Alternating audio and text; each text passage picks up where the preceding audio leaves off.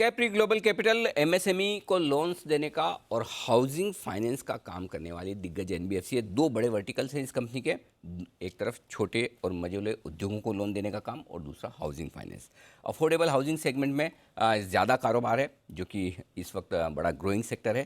Construction, finance और indirect lending, ये तीन और बड़े कारोबार है इस कंपनी के। 8 राज्यों में 90 ऑफिस हैं, 1900 से ज़्यादा कर्मचारी काम करते हैं कैप्री ग्लोबल। आइए स्वागत करते हैं कंपनी के एमडी राजेश शर्मा साहब हमारे साथ कार्यक्रम में शामिल हो रहे हैं, जो कि पेशे से चार्टर्ड अकाउंटेंट हैं, फर्स्ट जनरेशन एंटरप्रेन्योर हैं। 1997 में उन्होंने को फाउंडर के तौर पर कैप्री ग्लोबल की शुरुआत की और कैपिटल मार्केट्स, फाइनेंशियल एडवाइजरी और फाइनेंसिंग के इस कारोबार में 25 सालों से ज़्यादा का गहरा अनुभव है राजेश शर्मा साहब का। राजेश जी, स्वागत है आपका। धन्यवाद वक्त देने के लिए। आज आपको एक खास वजह से बुलाया गया है। यूनियन बैंक के साथ आपने एक करार किया है, एमएसएमई को लोन्स देने के लिए उनके साथ एग्रीमेंट किया है। बताएं सर, पहले किस तरह का करार आपका हुआ है यूनियन बैंक के साथ, और इसमें यूनियन बैंक और कैप्री दोनों मिलकर क्या काम करेंगे? तो जो रिजर्व बैंक ने कुछ समय पहले एक गाइडलाइन इशू की थी, जिसमें एनबीएफसी को रीफाइनेंसिंग फैसिलिटी है, जहां पे बैंक 80% पैसा लगाएगा, एनबीएफसी 20% पैसा लगाएगा और एनबीएफसी पूरे लोन को ओरिजिनेट करेगा, अपने नेटवर्क से उसका कलेक्शन करेगा और उसकी अंडरराइटिंग करेगा, जिसको बाद में बैंक इंस्टेंटली अप्रूव करेगा। तो बेसिकली ये एनबीएफसी की जो एक फाइनेंसिंग फैसिलिटी, इसको बहुत बड़ा बूस्ट है। यदि ये ढंग से इम्प्लीमेंट कर दिया जाए तो एनबीएफसी को कभी भी लोन की जरूरत नहीं पड़ेगी, क्योंकि जितना आप पोर्टफोलियो बना रहे हो उसका 80% बैंक उसमें पार्टिसिपेट करता जा रहा है। तो हमने जो यूनियन बैंक के साथ किया है वो यही एग्रीमेंट किया है, को लैंडिंग, जहां पे यूनियन बैंक 80% पैसा डालेगा, हम 20% पैसा डालेंगे और एमएसएमई के सारे बोरोर्स को हम अच्छी रेट पे तुरंत लोन दे पाएंगे। कुछ ऐसे कस्टमर जिनको हम पहले मना कर देते थे बिकॉज ऑफ ब्याज दर के चलते हुए, जो उनको कम रेट चाहिए था होता और वो कंपटीशन को हम लूज करते थे, वो सारे केसेस भी हम कर पाएंगे। तो मुझे लगता है कि अगले 6 महीने में ये अलाइनमेंट के साथ न बल्कि वॉल्यूम बढ़ेगा, बल्कि हमारी रीच भी बढ़ेगी और हमारा पेनेट्रेशन बढ़ेगा, सभी जगह वॉल्यूम बढ़ेगा। तो ये एक बहुत बड़ा स्ट्रेटेजिक कदम है कंपनी के लिए भी और बैंक्स के लिए भी, क्योंकि बैंक की लो कॉस्ट फंड है और एनबीएफसीज की स्ट्रॉन्ग कलेक्शन एफिशिएंसी है और उनका एक लो कॉस्ट मॉडल है। दोनों का कॉम्बिनेशन से ये एक विन विन सिचुएशन है। इंटरेस्टिंग चीज़ आपने बताया कि बैंक के साथ अब इस तरह की एमएसएमई और एसएमईस में स्पेशलाइज्ड लेंडिंग आप करेंगे। तो ये जो आपने करार यूनियन बैंक के साथ किया, फिर इसका मतलब आप दूसरे बैंक्स के साथ भी कर सकते हैं, ऐसा भी कोई इरादा है?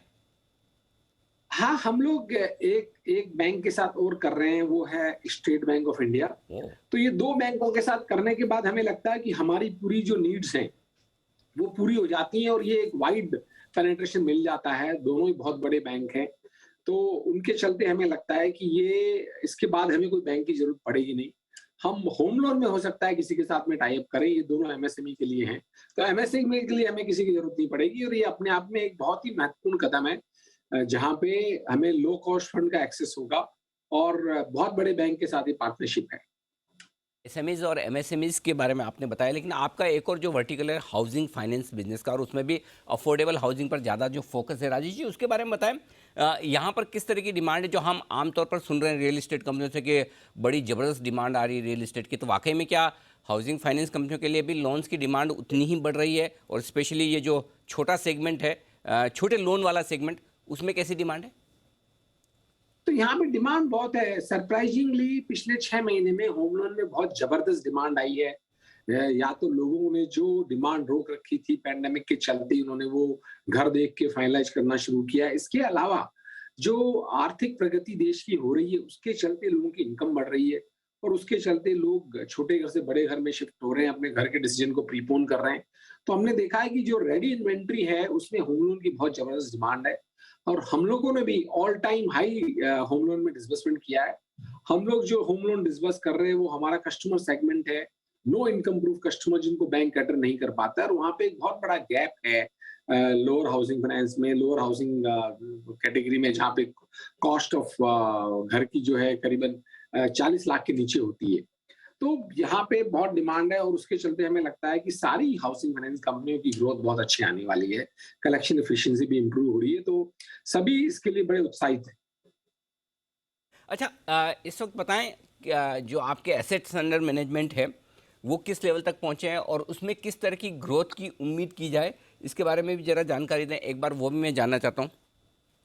तो अभी हमारी जो एनबीएफसी की बुक है वो करीबन करीबन 3,800 करोड़ के आसपास है, और हमारी जो हाउसिंग फाइनेंस की बुक है वो करीबन करीबन 1,400 करोड़ के आसपास है। और हमें लगता है कि हम करीबन 22 से 27% की ग्रोथ रेट अगले 5 साल में टारगेट कर रहे हैं। उसी के चलते हमने करीबन 400-500 लोग बढ़ाए हैं, और हम टेक्नोलॉजी पे काफी फोकस कर रहे हैं, अपनी इंटरनल प्रोसेसेस को रिफाइन कर रहे हैं। तो उसके चलते हमें लगता है कि ये ग्रोथ आराम से पॉसिबल होगी। ये है आपके लिए स्ट्रॉन्ग डिमांड और ग्रोथ आउटलुक कैप्री ग्लोबल की तरफ से। राजेश जी, बहुत बहुत शुक्रिया आपका हमारे लिए वक्त निकालने के लिए थैंक यू। और हमारे दर्शकों से बातचीत करने के लिए। तो यूनियन बैंक के साथ एक बड़ा करार, लेकिन इंटरेस्टिंग खबर जो उन्होंने बताई, जी। एसबीआई के साथ SBI करार के की। साथ करार। और अगर एसबीआई के साथ कर लिया तो फिर किसी और बैंक की जरूरत ही ना, क्योंकि नेटवर्क तो आपको पूरे देश में जी। सबसे बड़ा मिलता ही है एसबीआई के साथ। तो कैप्री ग्लोबल के लिए ये एक बड़ा आगे इंटरेस्टिंग कदम होगा एसबीआई के साथ इसी तरह की एमएसएमई और एसएमई लैंडिंग का करार करने का। तो ये है आपके लिए न्यूज़ पर यूज़।